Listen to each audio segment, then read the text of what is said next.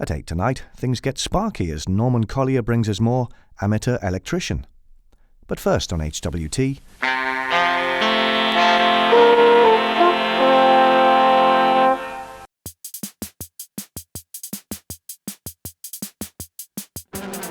When you're locked in the house and there's nothing to do, come to Jack's bedroom where he'll entertain you. It's Jack's night in. It's Jack's night in. It's Jack's night in.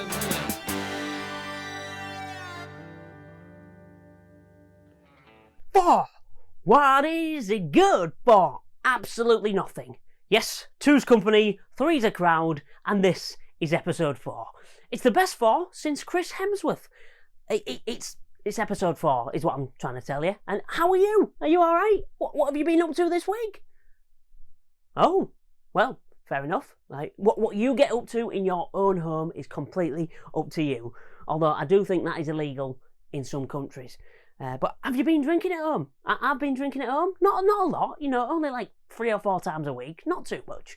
And like, it's cheaper to drink at home as well. If you get alcohol at home, you get a big crate. It's a lot cheaper. But I cannot wait to go back into the pub and buy an overpriced lukewarm beer and down it. I can't wait. It's going to be amazing back in the pubs. Everyone's going to be so happy. It's going to be great if you're single as well. If you're single and you don't pull when you go back into the pubs after this lockdown, there's something seriously wrong with you. It's going to be so easy. You're just going to go, you up for it? Yeah, I'm up for it. Great, let's go then. Brilliant. We're going to be like rabbits. At it like rabbits after this. We're going to turn into a nation of swingers.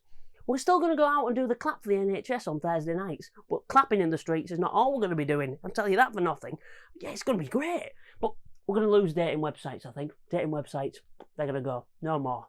And I miss dating websites. I do like dating websites because they used to have all those weird usernames. I've seen them like, I want sex 246. What, 246 people want sex?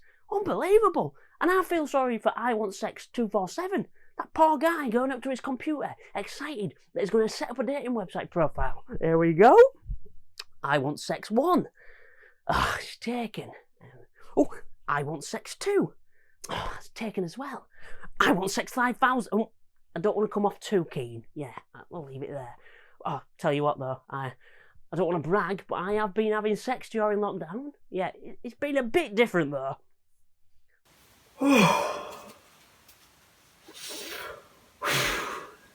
How was that for you?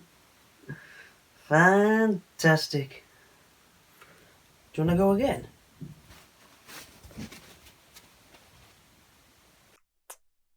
Oh, right. On last week's episode, we had impressionist Danny Postal. If you missed it, go catch up now. Great episode.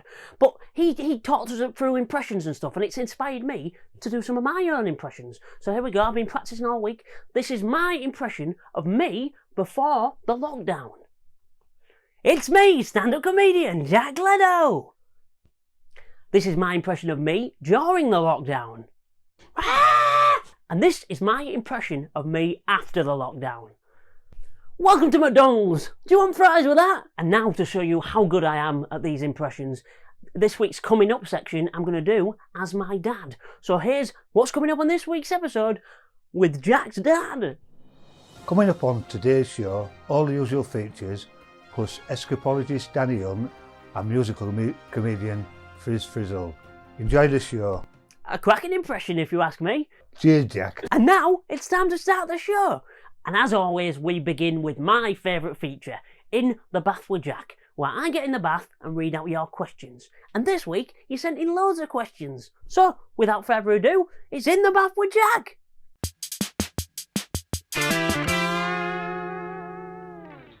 Welcome back to In the Bath with Jack, where you join me, Jack, in the bath, answering your questions. And actually, this week you've sent in loads of questions. You've sent in 4, and this is episode 4, so it's 4, 4, 4. Yeah. Question number 1. Last week's guests were very good. Yeah, they were very good. They should host the show instead of you. Okay. Question 2. What have you done today to make you feel proud? And that's from Heather Small. Thank you, Heather. I donated £3 to Jack's Night In, and well, I didn't, but you should. Okay. Question number 3. Did you watch Quiz on the TV about who wants to be a millionaire? I'm not... Is it A, yes, B, no, C, I don't know, or D, what? Well, it could be yes. Well, then again, it could be no. Then again, it could be I don't know. It could be what? I'm going to go with what? No, I'm not. No, I'm going to go with yes. No, I'll go with no. No, okay, I got yes. Final answer, yes. Yes, I did. Yeah.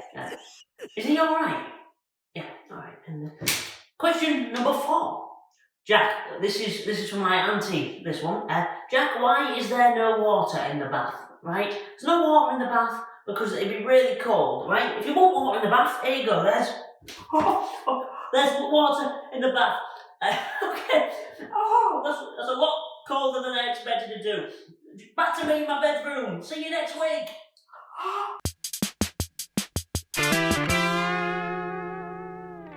Excellent questions there. Thanks for sending them in. And don't forget to send more in next week. Now, it's that part of the show where we meet my friend Ed. You've learnt so much about him over the last few weeks, so it's time to learn a bit more. Yes, it's time to check in with Ed!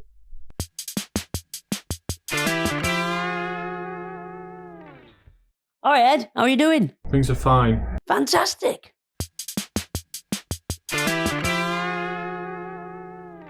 It's time for the big interview! And this week I have a very special guest. It's Danny Hunt, who is one of the UK's leading escapologists. You put him in anything and he'll escape from it. He's incredible. And this interview actually took over an hour. And I'm going to upload the full interview onto my YouTube channel because it's really interesting. But for this, I've had to cherry pick some of my favourite bits. But please do check that out on the YouTubes. I'm so excited for you to meet him. It's Mr. Danny Hunt!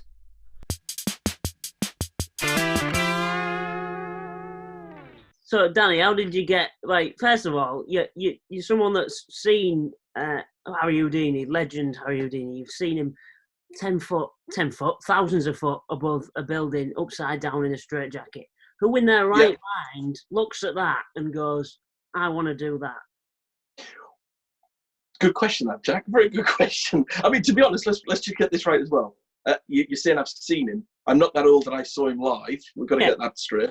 I you know what? As a kid, I watched the 1953 film with Tony Curtis and Janet Leigh. As a kid, I loved it. And watching Tony Curtis hanging from a building, wriggling out of a straitjacket, as a kid, I loved it. And I used to get my sister to tie my jumper, hands behind my back and everything, and I'd have to try and wriggle out of it. And it was just crazy, man. So that, I think, I remember I looked at a photograph of Houdini. It was a poster of Houdini, and wanted to know more about the guy. And I'd say at the time I was about 9, 9 years old, something like that when I saw this. And he was just fascinating. So it was the whole Houdini bit that really got me into doing escapes. And then the more I read about this fascinating guy, the more I wanted to do.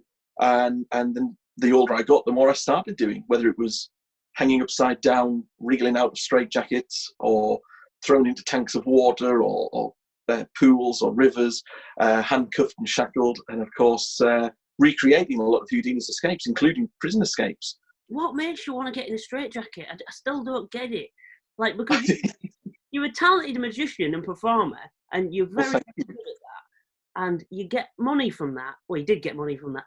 You get money from doing that. Why get in a box? Do you know, Jack? I think I can only describe it as, obviously the magic is it feels a separate sort of thing, and when you do the magic, it's a wonderful feeling when you go on stage and I put my partner Steph in a box and she vanishes, or we make a levitate, and I love doing all of that, and I love magic with all my heart. Absolutely love magic. But when you do an escape, it's just a different sort of feeling. It's like a different feeling of adrenaline, if that makes sense. There's an excitement of, what if I can't get out? What if I get stuck here right now? What if something goes wrong? I suppose it's a little bit like, especially with the dangerous escapes, maybe it's a little bit like that adrenaline, someone like a skydiver might get, or a racing car driver, that rush of adrenaline when you're doing the escapes, that you just end up wanting more. And I say this to other magicians as well.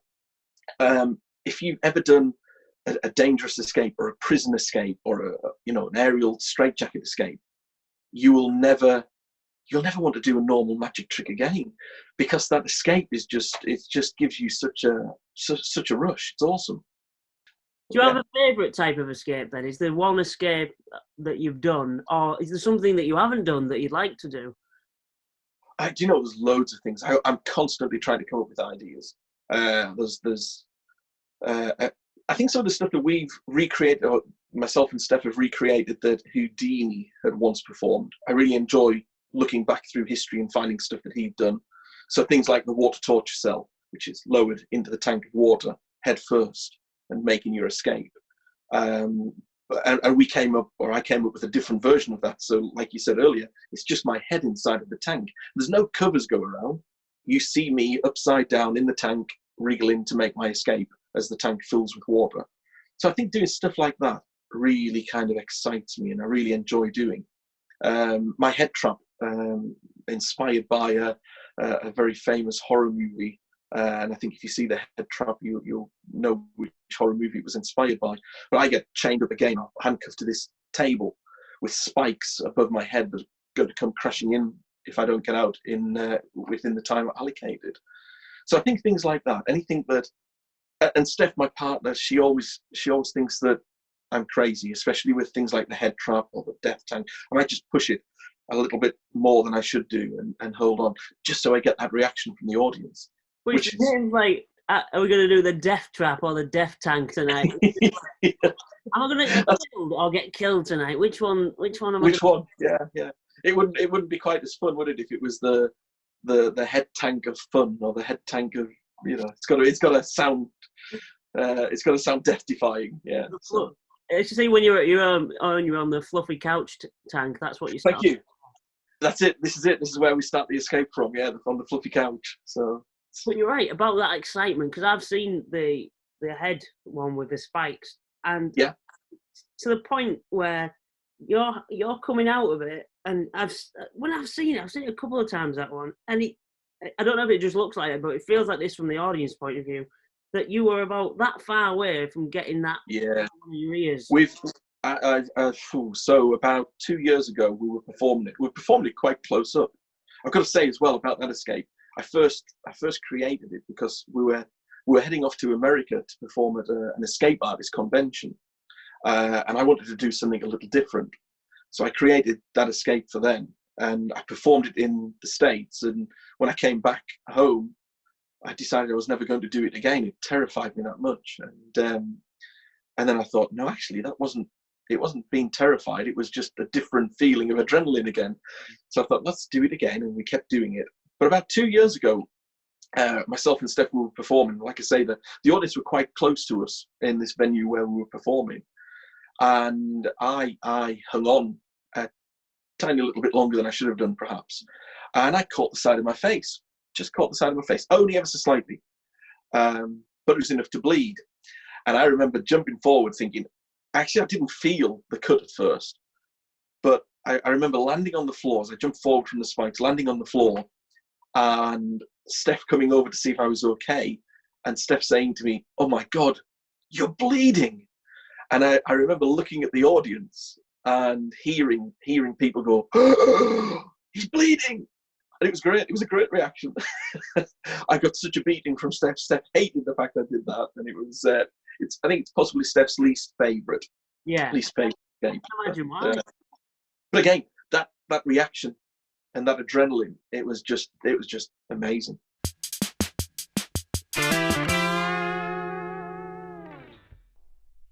Oh, it's time for the game show game. Yes, it's the part of the show where we play a nonsensical game show game. And this week we are playing Madonna or Maradona. And to explain the rules of Madonna or Maradona, it's dead light entertainment legend Sir Bruce Forsyth.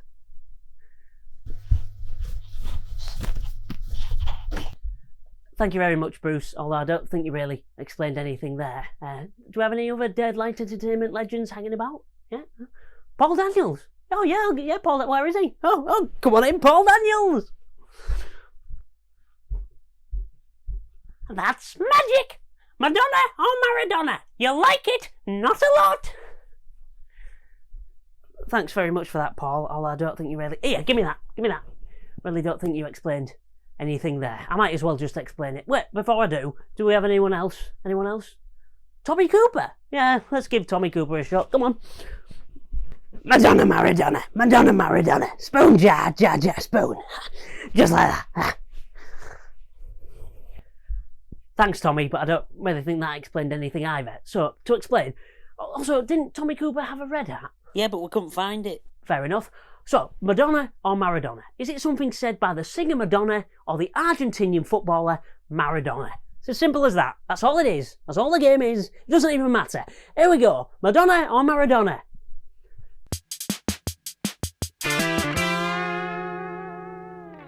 I'm Megan, I'm 22 and I'm from Shropshire. Hello, Megan. Welcome to the show. Now, today you are going to be playing a very good game of Madonna or Maradona. But before that, tell us a bit about yourself. What are you doing during these times? Crying, mostly. I live alone, so it's just, video calling. Just not a lot, to be honest. Lovely stuff. We try and keep this section of the show nice and light-hearted. And what a lovely answer we got from you. Straight on with a game which will hopefully cheer you up, because you literally have a chance to win nothing. It's a pointless way to spend a minute of your life. So we're going to have 1 minute. You've got to tell me if the quote I say is from Madonna or Maradona. Okay. You ready? Do you know Madonna? Yeah. You know Madonna? A bit.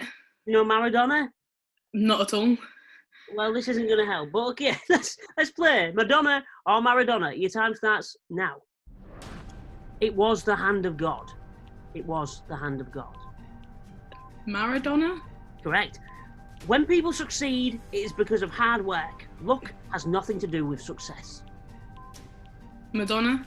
No, that's Maradona. I stand for freedom of expression, doing what you believe in. Madonna. That is Madonna. Better to live a year as a tiger than 100 years as a sheep. Maradona? No, that's Madonna.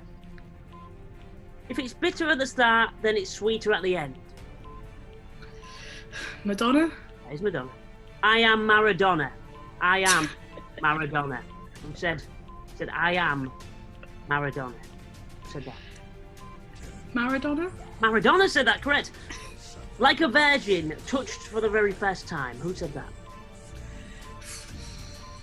Like a Madonna? Madonna, correct, and that is your minute up. You got 5 then out of a possible. I think you only got 3 wrong. I wasn't counting. We don't really do that in this show. But yes, you got 5, which I think is the person who's got the most questions right on Jack's Night In. And you're thinking, is there a prize for that? There isn't. Thanks for playing the game show game this week, Madonna, Maradona, and good luck with your crying.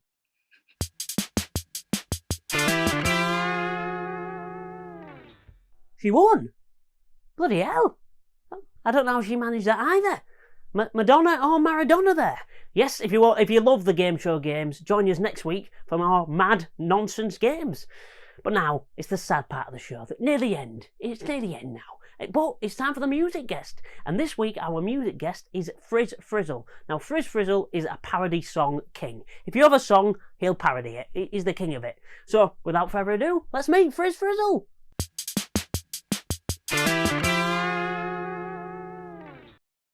Hello, Jack. Hello, Frizzle. Nice. Now let's clarify something. Frizzle is your real name. Frizzle is my real surname. Friz was a nickname given to me in college, so I merged the two together. Yeah, and because usually Friz would be something to do with your hair, but it's nothing. That's Friz with 2 Z's. Don't spell it that way. Oh, that's the worst thing you can do. I mean, because otherwise I'd come face to face with those Frizzies bottles and like how to tame Friz, and I'd just think of it as a personal attack. So, just the 1 Z. Just the 1 Z. And now, I was going to say you could call a show just the 1 Z, but one thing you're very good at is naming your shows with funny titles. Tell us some of the titles of your previous shows. I enjoyed my One of my Fringe shows was called Frizzle Gets His Organ Out, and the illustration was just me naked holding a piano. I've been Keyboard Warrior, I like that. Fellow punsmith Julian Lee named one of my shows one year as Ditty Fiddler, and I absolutely loved that, and it got on, I think, Chortle's top 10 of, like, cringiest or perviest show titles. And I think Julian still has that on his CV, like a very pervy show title, so very appreciative of that. And Heaven Knows I'm Frizzle now is one of my personal favourites. Thank you very much. It's one of mine as well. That was my Fringe show last year, and Leicester Comedy Festival show this year. It was the first time I was going to bring a show back to the Fringe, which is just basically a very lazy thing to do in comedy, just to bring the same show back. It's just because I couldn't think of another title. And, well, as those titles might suggest, Friz, you are, I don't know how to describe it, but you're a musical comedian, but you essentially do parody songs. Would that be fair to say? I would say that. Mark Quinn, another comedian, called me a musical Tim Vine, because it is just wordplay, and then I move along and then do the next song/joke. So the beauty of my stand-up is, if there's a song that I'm doing that you don't like, it's okay, there'll be another one in the next 30 seconds. Yeah. And do you have any personal favourites from the ones you do? My personal favourite is the one that I opened most of my shows with, which is the parody of Freak Out by The Sheep, but I've rewritten it to be about a free coat. It's that easy, kids. That easy to get into musical comedy. Well, people do say that, don't they? They do say, especially with parody songs, people do say, oh, anyone could do that. But if anyone could do it, why aren't they doing it? And I think you kind of, you do it to such an extent that you must have parodied every song I've ever heard of. Because sometimes when I hear a song, I think of your version more than the version that actually exists. The title that I use of Song Ruiner, that came from a poet friend of mine called Jenny Pascoe, who, during the closing credits of the 2012 London ceremony at the Olympics, they were doing a whole tribute to British music, and she texted me saying that she couldn't take it seriously for all the emotion it was worth because I had ruined every song, and she called me a song ruiner, and that name sort of stuck. Yeah. And why this? Because obviously you must have at some point wanted to do comedy. So why did you wanted to do it through music in the first place? I've always loved parodies ever since I was young. The first one I wrote was at the age of 7. It was a Wet, Wet, Wet, Love Is All Around. The lyrics weren't great. It was, I feel it in my wellies, I feel it in my toes. It feels a bit like jelly or just a flock of crows. I'm not saying I peaked at the age of 7. I came across another one that I wrote around the age of 9 or 10, which was a parody of Viva Forever by the Spice Girls, and it was about a Visa debit card. And I read that, and I thought, this is dreadful. I'm so glad I got better at my art. One of my personal favourites of yours is your Rolf Harris one, which is on YouTube, and people should really check that out. And what impressed me so much about that was the quickness in which you seem to write and release that. How long does it usually take you to write one of these songs? It depends. There are songs that I'm still writing. Like there's an idea I've got, and this is a Jack's 19 exclusive, an idea I had about 3 years ago, which was of ABBA's Thank You for the Music, but it was about sending dick pics online, and it was called Thank You for the Nude Pics. And I still haven't finished writing that one. Other ones can take me up to 30 seconds to write at a time. As long as the punchline's there, I then try and word it afterwards. What was the one? Yeah, that Rolf Harris one. At 6 a.m., the news broke that he'd been jailed. By 6:15, I'd written the lyrics, and by 9 o'clock, I'd recorded it and done this weird animated music video for it. And by 10 a.m., it was online. And that's the beauty with this sort of thing. You can just pump out a topical song as long as it's nice and short. I'll never do what other musical comedians do, which is repeat the punchline. I will do the punchline, and that's it. That's the end of the song. I'll then move on. Plus, it means it's a lot less for me to write, so it makes it sort of easier for me.